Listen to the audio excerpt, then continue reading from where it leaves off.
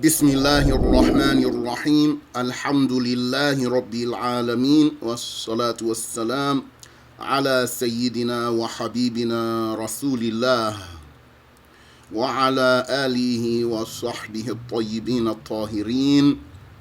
We are going to talk about some of the rules of marriage and the obligations of the husband and the obligations of the wife.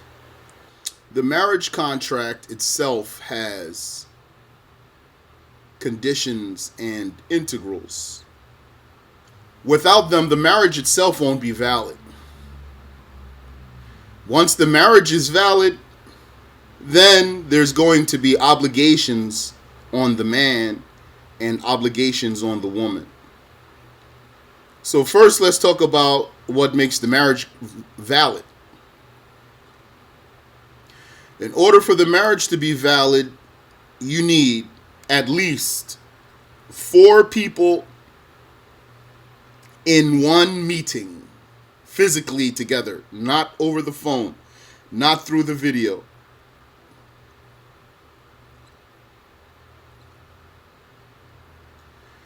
Who are those 4 people? The guardian, like the woman's father or whoever's giving her away. The groom.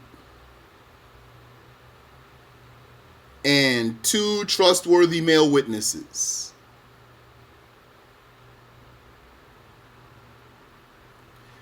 And there has to be statements. 2 statements. A proposal and an acceptance.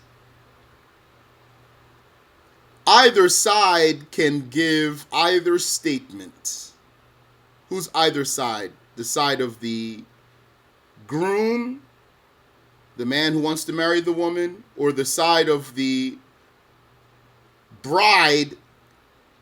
Her attorney is going to be talking for her. Who's her attorney? That's her father or her guardian. Whoever's giving her away, that's her attorney. So that's the woman's side. So who's going to make the proposal and who's going to make the acceptance? Either side can do either one. So the groom could say to the guardian, "Give your daughter in marriage to me." That's the proposal. And then the guardian would say, "I accept." Or the guardian could say, "I give my daughter in marriage to you." And then the groom would say, "I accept." And this has to be done in the presence of 2 trustworthy male Muslim pubescent witnesses.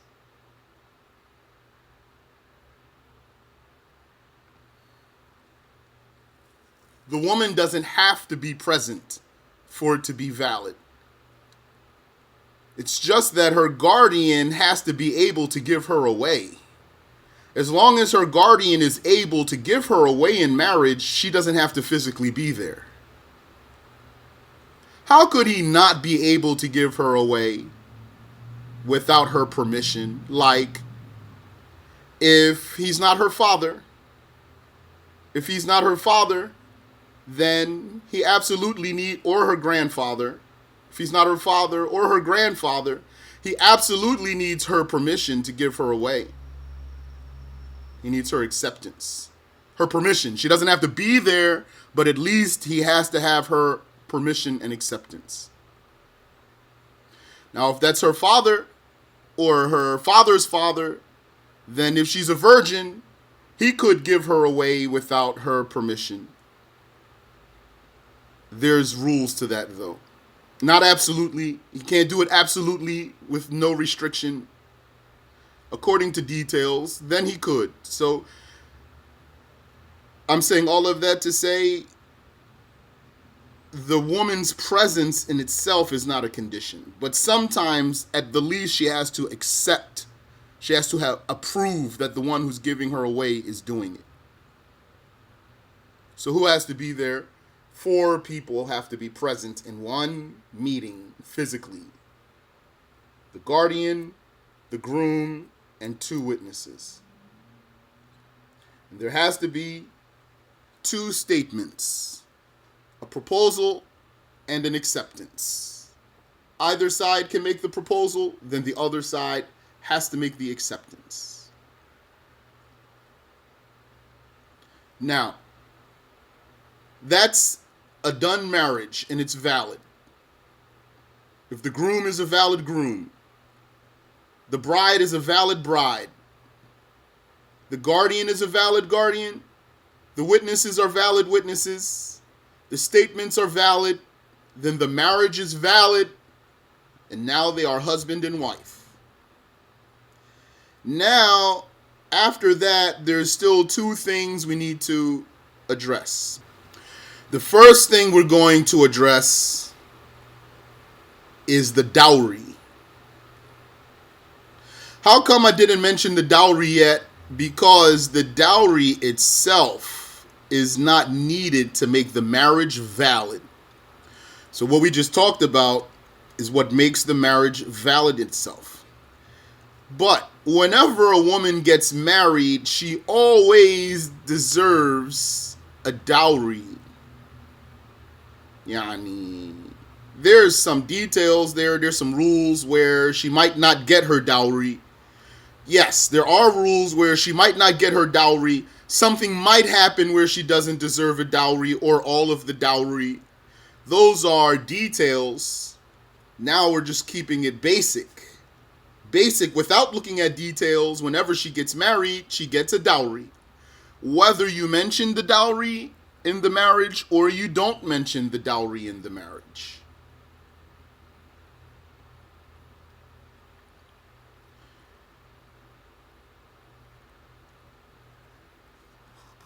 So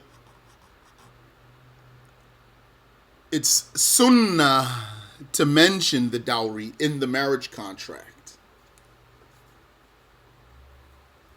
Which is to say, for example, I now give my daughter in marriage to you for the dowry of such and such. And then the other one says, I accept. Or, give your daughter in marriage to me for the dowry of such and such. And then the other says, I accept.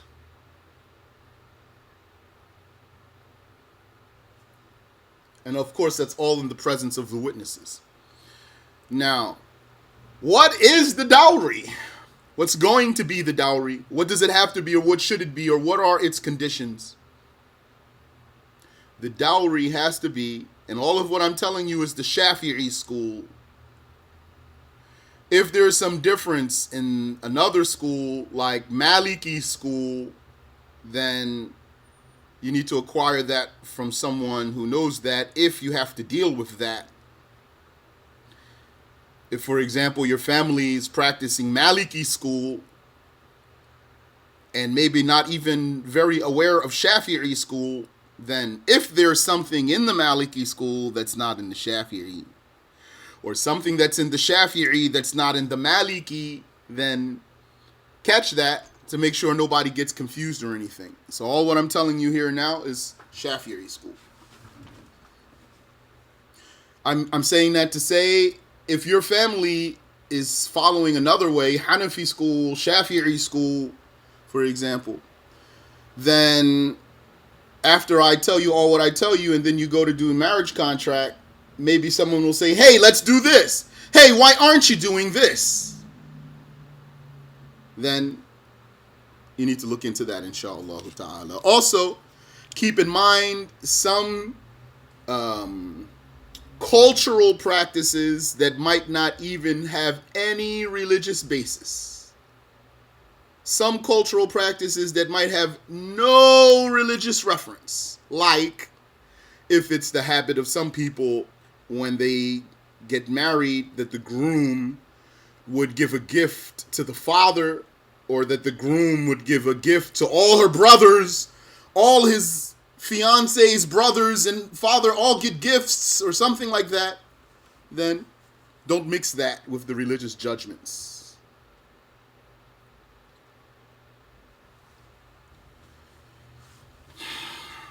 So, what is the dowry? What should it be? It's either going to be money. Money means anything with monetary value. Doesn't mean cash. Money means cash and jewelry and clothing and property, all of that. All of that is money. So the dowry is either going to be money or it's going to be a benefit. Some scholars said it can only be money, but according to a Shafi'i, it can be a benefit also. A benefit is like taking her to Hajj or teaching her a book of religion or something else. Teaching her book of obligatory knowledge. Teaching her how to write or read or sew or anything like that. Either it's going to be monetary or it's going to be a benefit. How do you determine? By your agreement. Whose agreement? The agreement of both sides. Whoever's doing the negotiating. Meaning, maybe the woman negotiates for herself, or maybe her father negotiates for her. Whoever. Just make sure that, yani, if the man is not talking to the woman directly about that, make sure that that's really she knows and she understands, because that's her right, not her father's right. So that if her understanding was one thing and her father wanted something else, it's not what her father wants. Or her family. So they agree. He doesn't have to pay her whatever she asks for. He pays her or gives her whatever they agree about. So, once they agree on something, do they have to mention it in the marriage contract? No, they don't.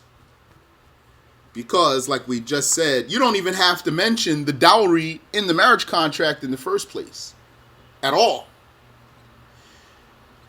But if you do mention the marriage, if you do mention the dowry in the marriage contract, do you have to say exactly what it is? You still don't. But it's sunnah to do so. So if the dowry is a diamond ring made of gold for the value of 1,500 American dollars, for example, then it would be valid to say, I now give my daughter in marriage to you for the dowry of a diamond ring made of gold for 1,500 American dollars.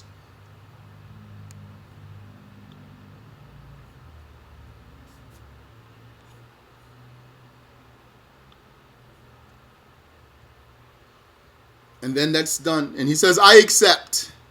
The other says, I accept. That's valid. Or you don't have to mention what it is and just marry her for the dowry agreed upon. The agreed upon dowry. Meaning, it's valid to say, I now give my daughter in marriage to you for the dowry that you have agreed upon. And then he says, I accept. Now, no one knows what that dowry is except the people who talked about it. The sunnah is to say what it is for all the people to hear, just for the sake of having witnesses. Then later, if there's a discrepancy, if there's a problem, you can resort back to the witnesses. And it's sunnah that the dowry would be easy. An easy dowry for the man. Keep in mind here, easy and cheap are not the same. There's a difference between cheap and easy. An easy dowry for him. So she might say to him, can you do this? And he might say, that's easy. So the easy dowry, that's sunnah.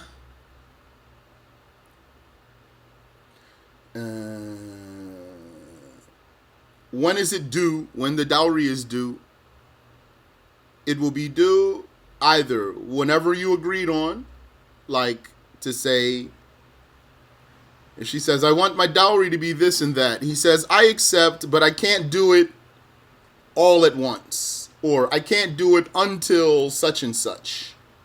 If she accepts, like if they say, okay, how about then you pay me $100 every month until all of the dowry is done, for example. And he says, I accept, then that's how it goes, based on the agreement.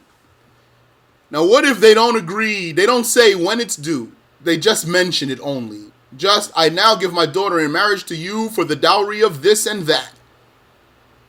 Without saying when it's due. Then when is it due? It will be due when she asks for it. In other words, it's due immediately. Due immediately does not mean he has to pay it up front. Due immediately means when she asks for it, he has to give it to her, if he's able to. And that dowry is a debt on him. He must pay it unless she pardons him, or unless another mas'ala applies to them. Some of those other cases where she doesn't deserve the dowry, or she doesn't deserve all of the dowry, we won't go into that. Other than that, he must pay her. This is a debt on him that he will take it to his grave. So let him pay her. Even if he divorced her, after divorcing her, he still has to pay her that original dowry. Even if he remarried her, again, he still has to pay her the first dowry from the first time they got married and he never paid her. And now he owes her a new dowry because they did another marriage. So don't fall short on that one. A lot of brothers do. May Allah protect us.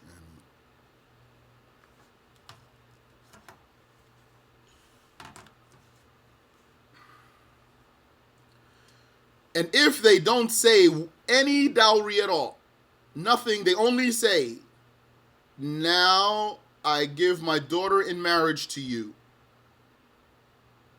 And then the other says, I accept. Then she still deserves a dowry. And now she deserves the dowry of a woman like her. What does that mean, a woman like her? It means you look at her sisters, what did they get as a dowry? Her aunts, her mother, what did they get as a dowry? The women of her town like her, and the women of her age and beauty, and whether she's virgin or not virgin or like that, and if she can speak well, and if she has knowledge, and all of the things, you consider all of the things that make her more or less desirable for marriage, and that's the dowry she deserves. If you don't want to have determine that, if you don't want to go through the trouble of trying to figure that out, then make sure that you agree what the dowry is going to be. And mention it in the marriage contract. Mention either the dowry or the agreement in the marriage contract. If you don't mention it in the marriage contract, then whatever you agreed about is nothing. You understand? Meaning, what if before they got married, they sat down and she said, okay, I want my dowry to be $5,000. He said, okay, I accept. I agree. We agree. Okay. Then when they did the marriage contract, the only words in the marriage contract were, now I give my daughter in marriage to you. And he said, I accept. And that's it. So what happened to that $5,000 they agreed to? It's nothing. Now he owes her what a woman like her deserves. So in order for whatever you agreed to be the obligation, actually, you need to say it in the marriage contract. Either say it explicitly what it is, or say the dowry that you agreed on. Now, once they did their marriage and now they are husband and wife. Immediately, he becomes her husband. Immediately, she becomes his wife. Immediately, even if they don't live together, she's still his wife. Now, when is he obligated to start taking care of her?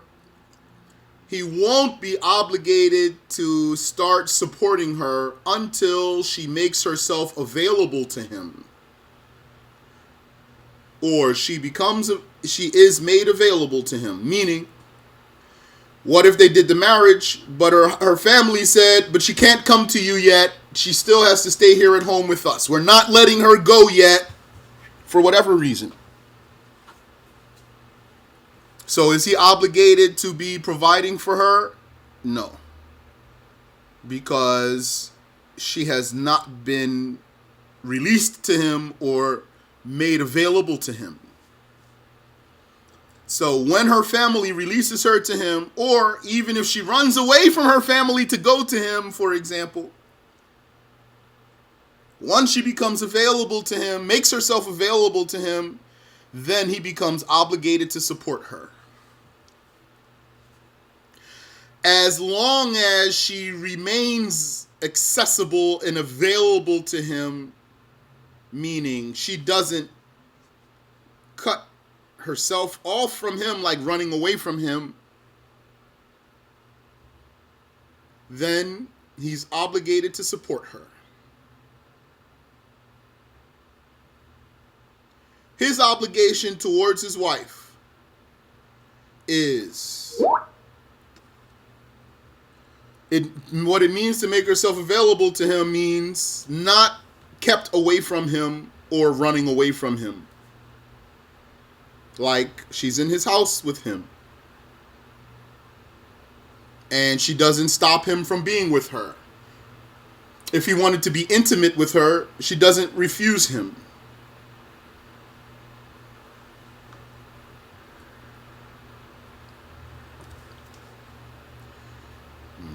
So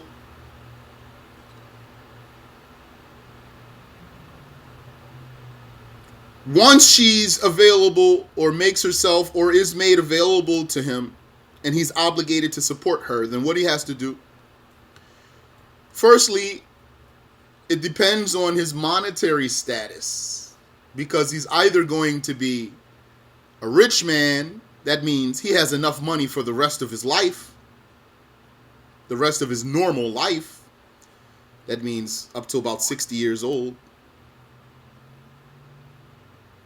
Or he's a poor man. That means he doesn't even have enough money for what he needs for that day. Every day he only finds less than what he needs for a day. Then he's a poor man. Or he's in the middle. Not poor, not rich. So even if he's a poor man, he still has to support his wife. He only has to do it like a poor man. So if he's a poor man, that means he gets her the house or lodging of poor people, the clothing of the poor people, the food of the poor people. And now he is doing his obligation. Even if she was very rich when she was with her family and very comfortable. Now, if he's able to maintain her lifestyle, he's obligated. If he's able to maintain the lifestyle for her that she had when she was with her family, he's obligated to keep her at that level of living, that standard of living. If he's able. But if he's not able, he's not obligated. And if he's poor, he's still obligated to support her, if he can, of course, but only as a poor man. And in this case, he's doing his obligation. So there's nothing, even though she might not like that, but he's doing his obligation. If he's a rich man, then he gives her the lodging and the clothing and the food of the rich people. And if he's middle class, then the middle class people. Now let's look further. Let's take a closer look. Lodging, housing, that's straightforward. That's clear. It has to be something befitting of the area. Has to be befitting of the area. Like, maybe in some places people live in huts. So he provides for her like the people live. And maybe in some areas people live in something else. Like in the cities, people are not living in huts, right? So, are you going to make your wife's place a cardboard box, the cardboard box between the houses? No, you're not going to do like that. So it has to be befitting. She needs place to go to the bathroom and to take care of herself, and she needs place to sleep, and she needs place to cook. So that's the housing. If he's rich, then it has to be what rich people would have. If he's poor, it has to be what poor people would have. Clothing, he has to give her 2 outfits every year. Every year. Every year. Every year. Oh, what if that nice coat that you got her last year is still good? So that's not your business. Now you give her another coat because that's her right. Every year, an outfit, 2 outfits. One for the summer, one for the winter. One for the summer, one for the winter. One for the summer, one for the winter. Whatever enables her to go out like that, to go out into the environment, that's what he gets her. From the head to the feet. It includes even the piece that goes under her scarf. When the woman puts the scarf, she puts a piece, a underpiece, and then she puts the scarf on top so it doesn't slide around. Even the underpiece, that's part of his obligation for her. I don't know personally about the underclothing, underpants, underwears. I haven't heard. So some people ask me about that. I don't know. I haven't heard.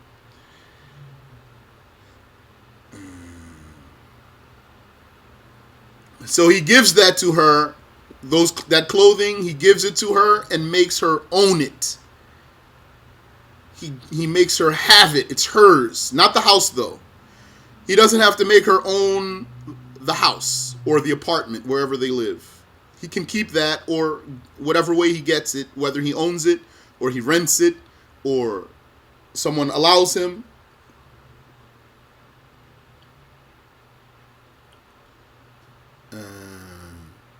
That he doesn't have to make her own that, but the food and the clothing he does.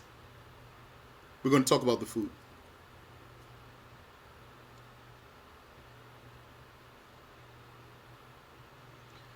When it comes to the food, what he has to give her, he has to give her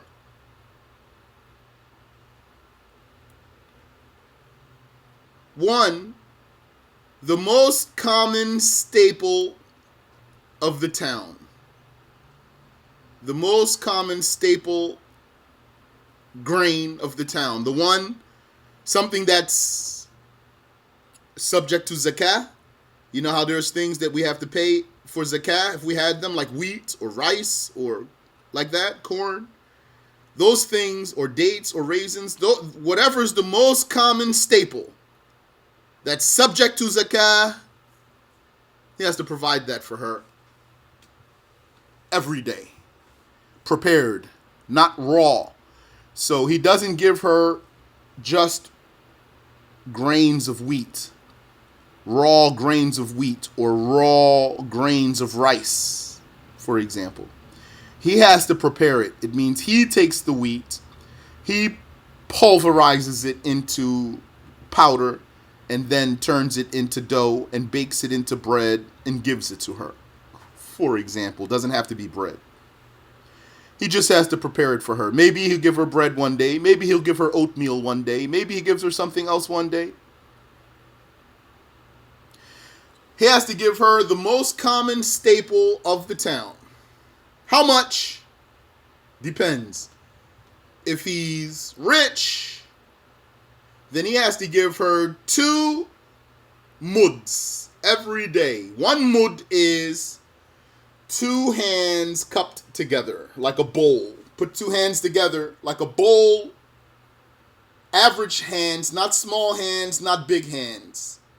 Middle-sized hands cupped together.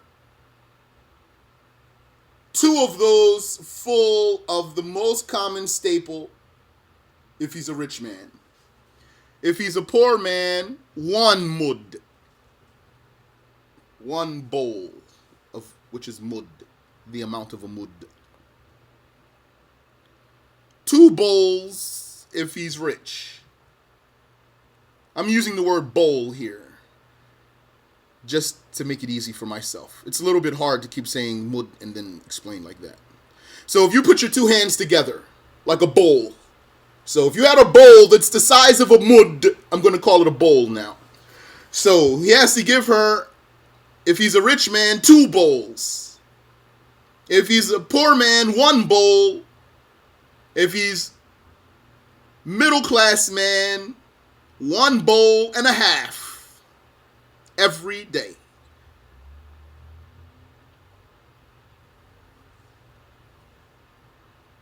Also, he has to give her something called udum. Udum. Udum means what people eat with bread. What do people eat with bread? It depends. Depends on the people. So some countries, maybe they eat cheese with their bread. Some countries, maybe they eat olive oil with their bread. And like that, whatever it might be.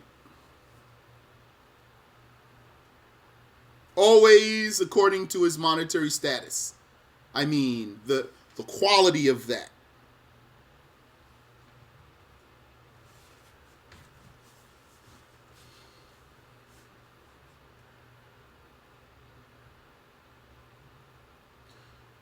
Imam Shafi said, because Allah says, لِيُنْفِقُ ذُو سَعَةٍ مِّن سَعَتِهِ. Let the rich one spend on his wife from his wealth. Shafi'i said it means he supports her like the rich people. He spends on her. He gives her the quality of living like rich people. وَمَنْ قُدِرَ عَلَيْهِ رِزْقُهُ فَلْيُنْفِقْ مِمَّا آتَاهُ اللَّهُ. And whoever his money was tight, like a poor man, then let him spend from what Allah gave him. That's in Surah, what is that? Surah At-Talaq? I think that's Surah At-Talaq.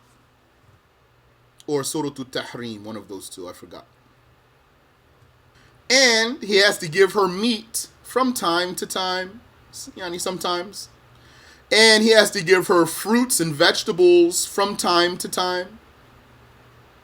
How often? From time to time. If you thought you're going to be negligent, then get some meat and some fruits and vegetables. If you're confident that you gave her meat and fruits and vegetables, then you can skip a day or 2. And this food, just like the clothing, he has to make her own it. He gives it to her to own. Unless they eat together like families normally eat together, in a way that he's not giving her her own special meal to own, rather they're just sharing the food and eating together, then that's enough to fulfill his obligation. And she's not allowed after that, after she shared the meal with him in that way, she's not allowed to come and say, now give me the meal you owe me. If she wants exactly what's her religious right, then let her request that and not do the other thing. Not eat first and then request that.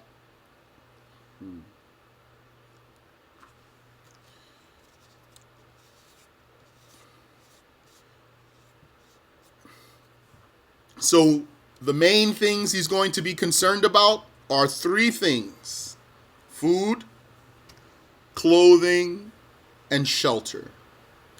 Past those three things, there's still few things he needs to do, few items: a mattress to lay on or mat, a sheet to sleep under in the summer, a blanket for the winter, a pillow because that's needed,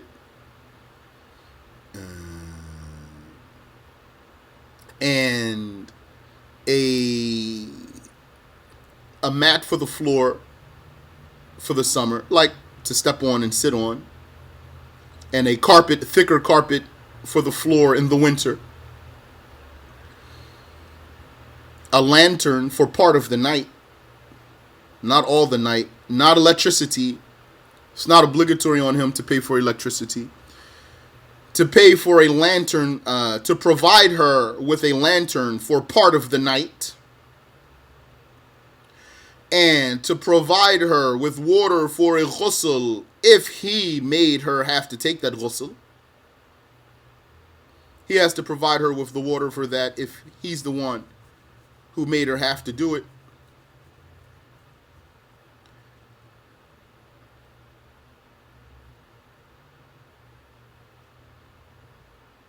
And he does not have to pay her debts and pay her personal bills. And all of her money stays hers. None of her money comes to him. And he doesn't get any control over any of her money or any of her property.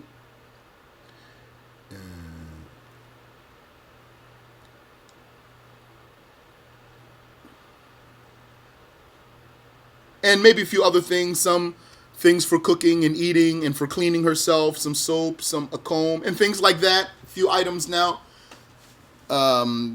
just are escaping me. But like this, few more things past what I mentioned to you, then he fulfills his obligation towards her. For the woman, her obligation is to not prevent her husband from enjoying her body, enjoying her when it's permissible for him to do so. That includes sexual intercourse and what's less than sexual intercourse.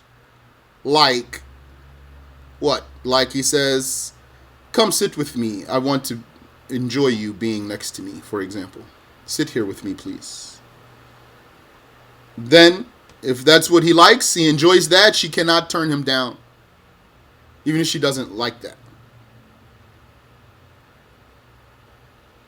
Anytime you want to think about the obligation of the woman towards her husband,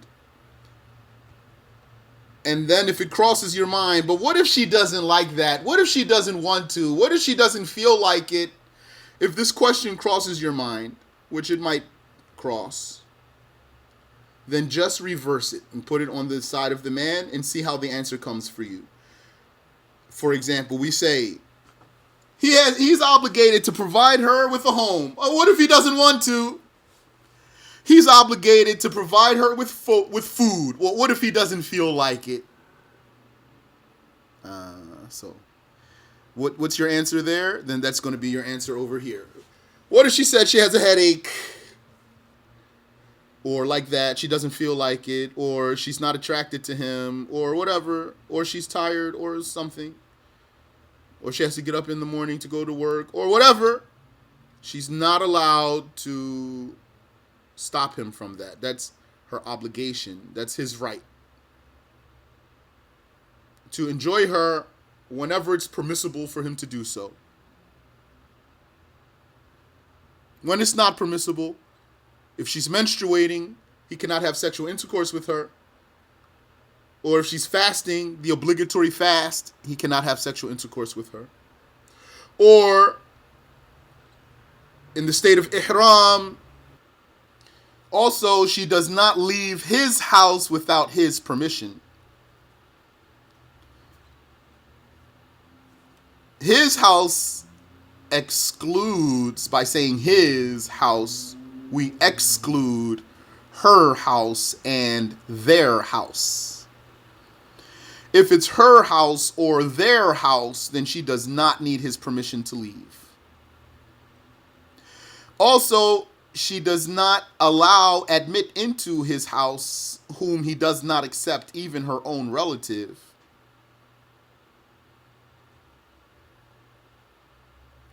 And she does not allow his property to be destroyed when she's able to protect that. And she does not fast an optional fasting when he's in town unless she has his permission, because fasting interferes with his right.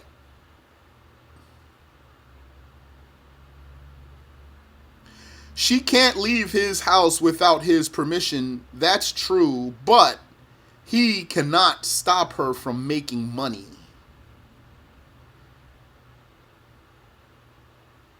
So, whenever there's a way to blend those, then there's no conflict.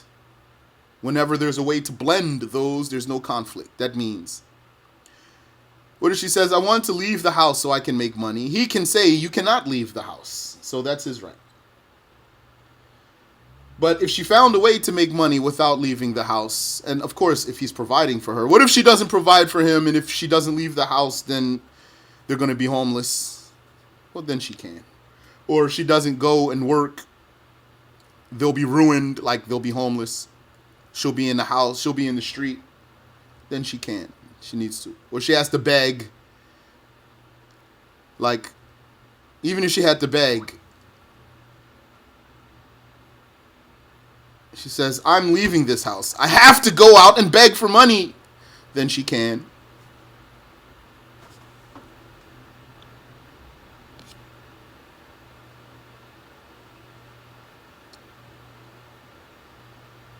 But if he's providing for her, then she doesn't have to leave the house.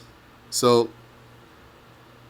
but if she can find a way to make money while not being able to leave the house, he cannot stop her.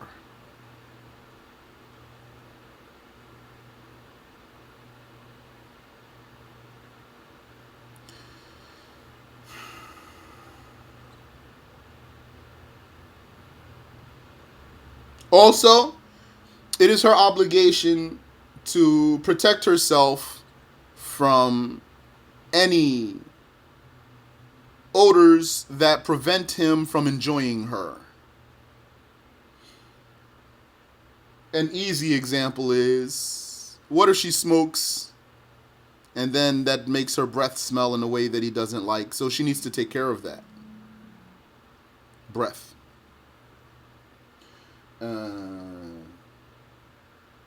Also, if he brings her any clothing or any type of beautification that he wants her to wear or apply, then she's obligated to do so.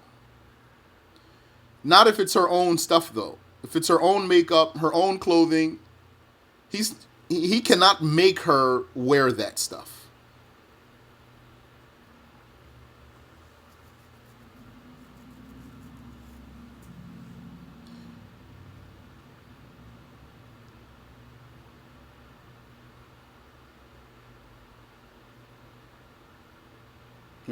And that's approximately that's it. And appropriate to mention in such a lesson is two hadiths. One is that the Messenger of Allah sallallahu alayhi wa ala alihi wa sallam said, أعظم الناس على الرجل حقا أمه وأعظم الناس على المرأة حقا زوجها. The person with the greatest right over a man is his mother. And the person with the greatest right over the woman is her husband. So, if you can conceive the respect that one would have for his mother, then similar is the respect that a woman would have for her husband.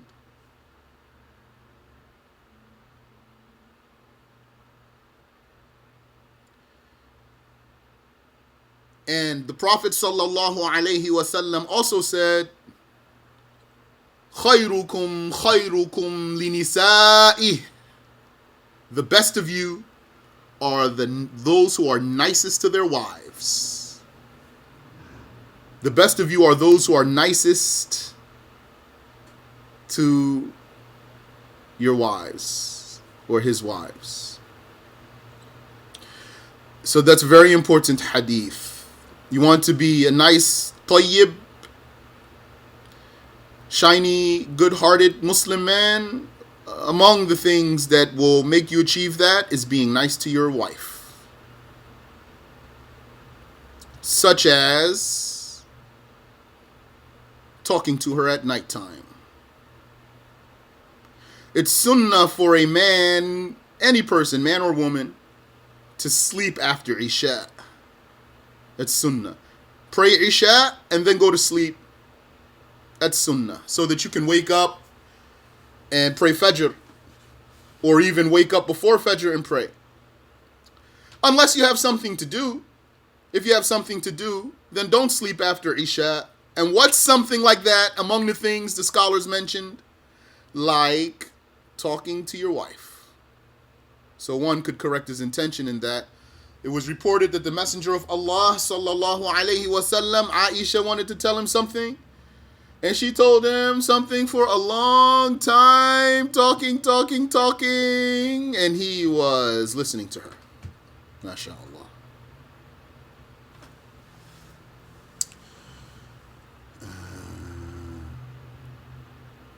So also then, sisters, there, if you want, if and when you get married, insha'Allah ta'ala, if you're not married already, I don't know all who's listening now. If you want to get something out of your husband in a nice way, remind him the hadith. Tell him, give him a nice smile, give him some of your woman power stuff, and then say, well, don't you know the Prophet said, the best of you are those who are nicest to their wives. And then maybe he'll do what you want him to do. Insha'Allah ta'ala. So, barakallahu feekum wa jazakumullahu khayra. May Allah ta'ala guide you to what is best. And if you decide to go through with it, which it sounds like you have, then may Allah grant you the success and grant you the patience with each other.